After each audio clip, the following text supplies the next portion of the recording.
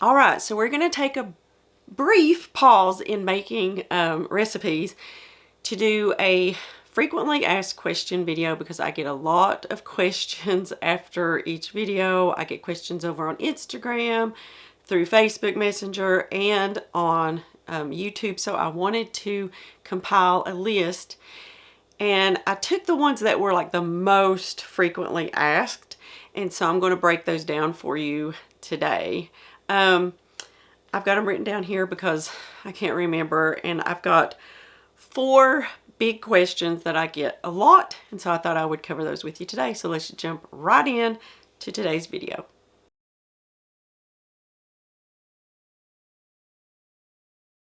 All right, so one of the biggest questions I get is to weigh or to measure. And this is, to be honest with you, it's kind of a hotly contested part of baking in general, is whether you should weigh your ingredients or whether you should measure your ingredients. I'm not on team either. There are recipes that I make that are weighed. There are recipes that I make that are just measured. Just kind of, beating around my kitchen making bread, I just usually just measure.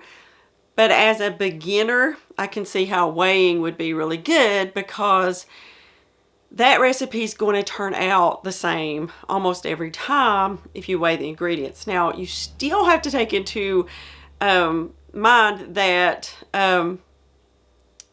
like the humidity and things like that can still make a difference even when you weigh out your ingredients. So just kind of keep that in mind. That's why I think it's really important to learn the feel, the look, and how a dough should feel. When we get into making bread soon, I want to really spend more time on that, because it's really hard to just tell you. So I want to do a few things that show you what that dough should feel like. There are pros and cons, again, to weighing and then to measuring. The pros to weighing, again, is that if you find a recipe online, say on my blog I have a easy, soft, fresh milled sandwich bread recipe that we're going to be making together. It's weighed, but I also have like measurements on there too. So I find that a lot of people want the weighed measurements, and so I try to add them in most of my recipes. But it is kind of helpful. You don't have to think. You just kind of weigh everything out and put it together, and it's going to turn out good. Whereas if you use measurements, so I'm talking like cups of flour instead of grams of flour, what happens though over time, if you kind of get into doing that, is you start learning the feel, and you realize that it kind of depends on the day. So let's take, for instance, in the summer when it is really humid in my kitchen, then you can imagine that makes a dough wetter, and you may need to add a tablespoon, 2 or 3 tablespoons of flour to get it to that exact texture that you're used to when it's not quite so humid. Or flip that this time of the year when we have a fire in our wood stove and it's much, much lower humidity, then I find that I will need sometimes less flour because it's so much drier in the air. And so just keep that in mind. Even when you're using weighed ingredients, there may be in extremes, like if it's extremely more humid, extremely dry, that you may notice a difference in the texture of that dough. It's still going to turn out. I don't want to get you thinking, oh, well, it's just too technical. It's still going to turn out just fine.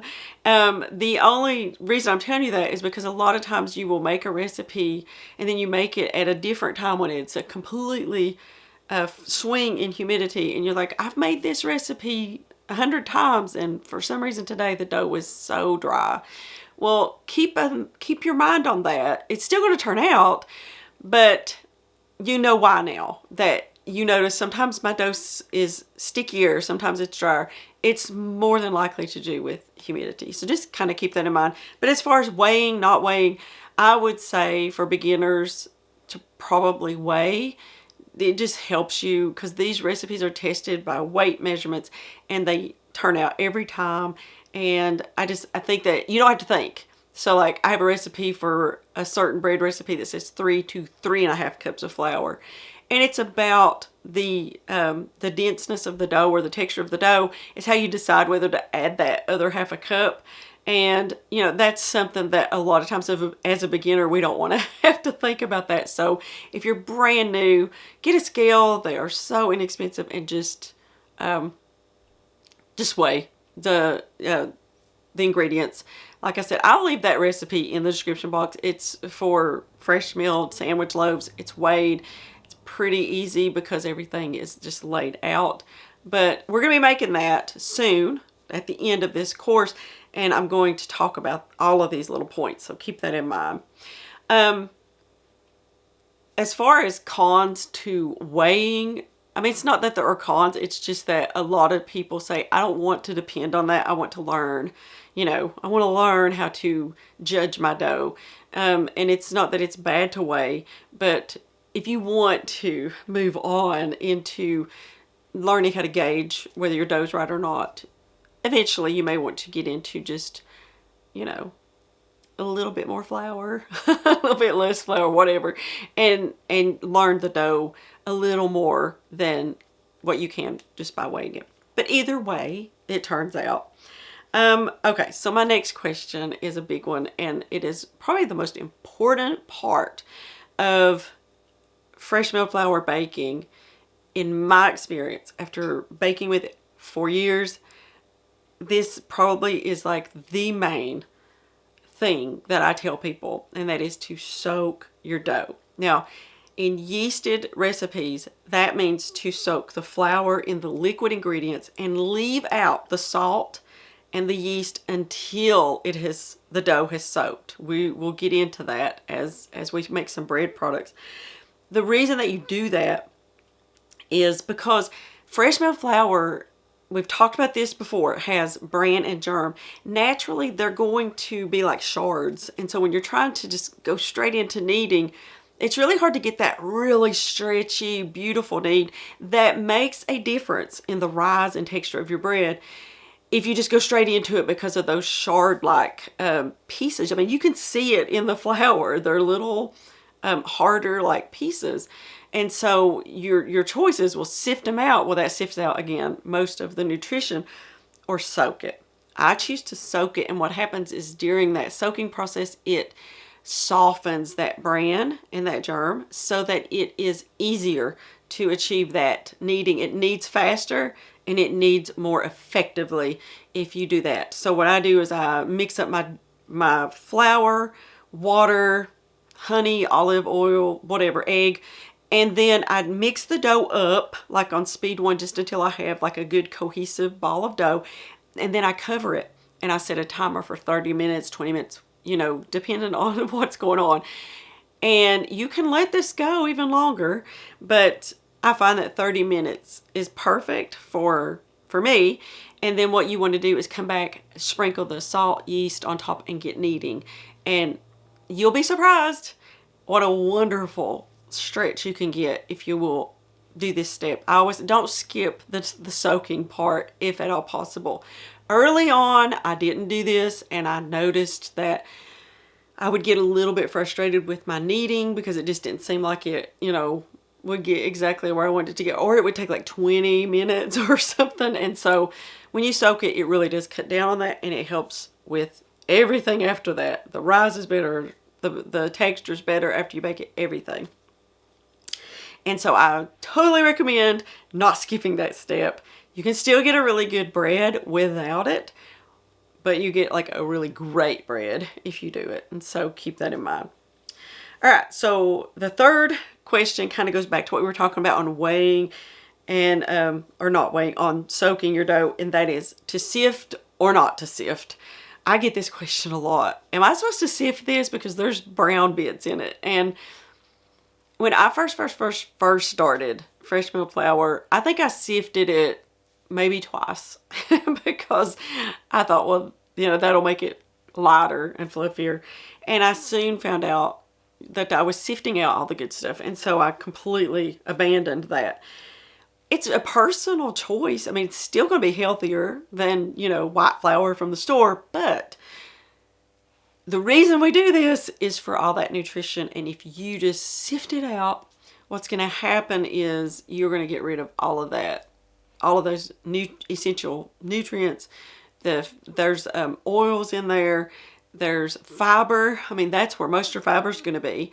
And so to me, it doesn't work for me as far as my own health issues with my stomach. If I sift it, it just doesn't do the same for me as it does if I just leave it intact. So soaking is a way that you can fix those issues, and then you don't have to worry about it. So I would say if you're making something special and maybe it's for somebody else and you want to make sure it's just right, maybe you can sift it and get a little bit softer flour. Keep in mind, you're going to have to meal more because you're sifting out part of that. So just kind of keep that in mind, that once you sift it, you won't get the same amount of flour back.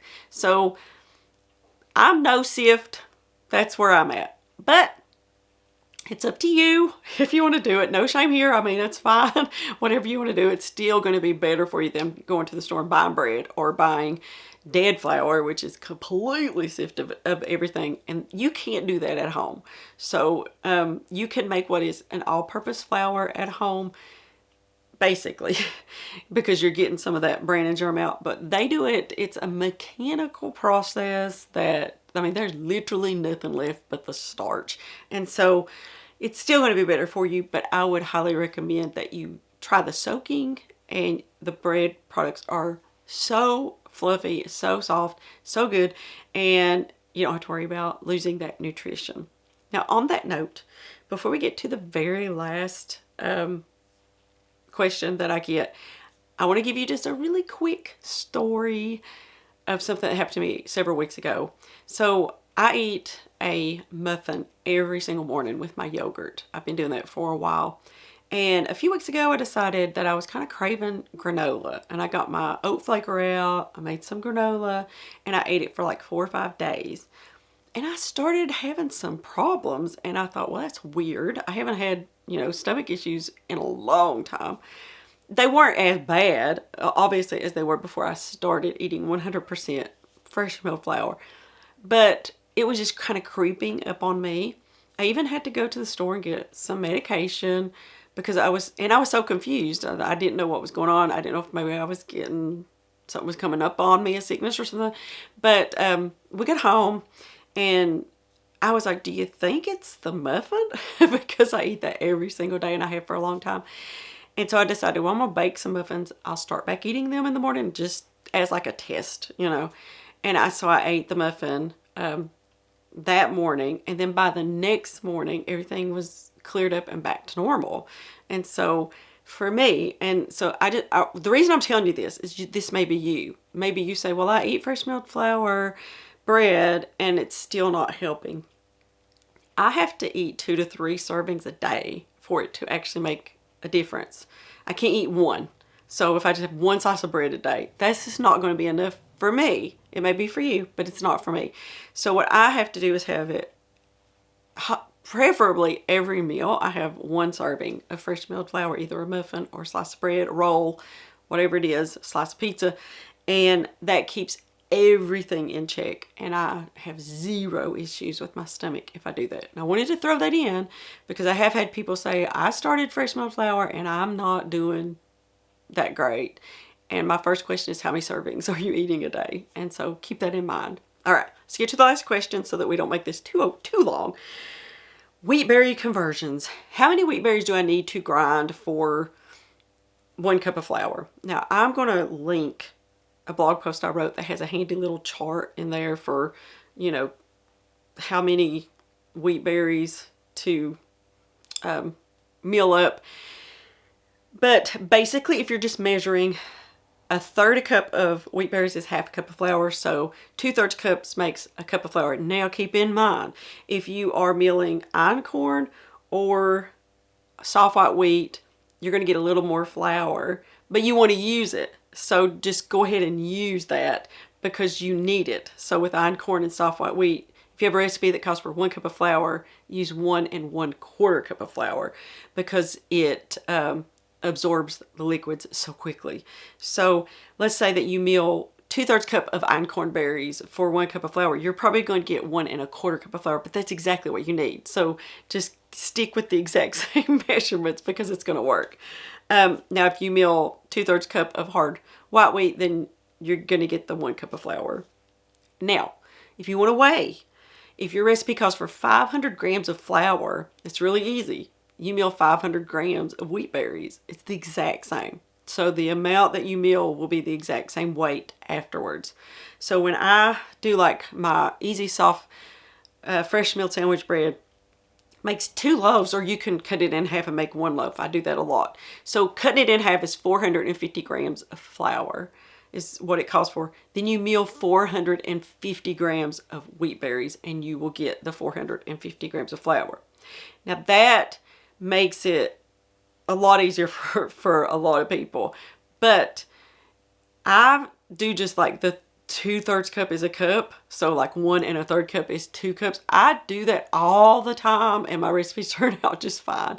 And so just kind of keep that in mind. If you want to measure, the 1/3 cup is going to be 1/2 cup of flour. If you want to weigh, it's just ever how many grams of flour you want, meal that amount of wheat berries and you'll get it. It's actually pretty simple doing the weight, but I don't always want to get my scale out to do that. I think that's all that I have for you today. I'm going to leave some resources for you in the description box, so be sure and go check those out. And what I want you to do, if I didn't get to a question, leave it in the comments. I'm going to be doing this again after a few more recipes, and that way we will have another one and I can make sure that I get all of your questions answered. Now next week we're going to do something pretty fun. We're going to start easing into bread, but this bread is beginner friendly. It is no need mix. You just mix it up, let it rise, and you're gonna make an artisan loaf. So I know that a lot of people have made this recipe with all-purpose flour. You can make it with fresh milled flour too, and we're going to do that next week. So really for that one, you just need flour, water, salt, and yeast, and that's it. And it's probably the easiest bread recipe you'll ever make, and it may become one of your favorites. So let's make a fresh milled artisan loaf next week, and we'll get back into our recipes. We're going to be doing a pie crust and pizza crust. And then we're going to do some sandwich bread and go from there. If you have any recipes that you are stumped on, leave them in the comments below and I'll add it in and we will work on those together. All right, well, that's all I had for you today. I hope that you got some answers and this was helpful for you. And yeah, I'll see you here next week, same day, same time.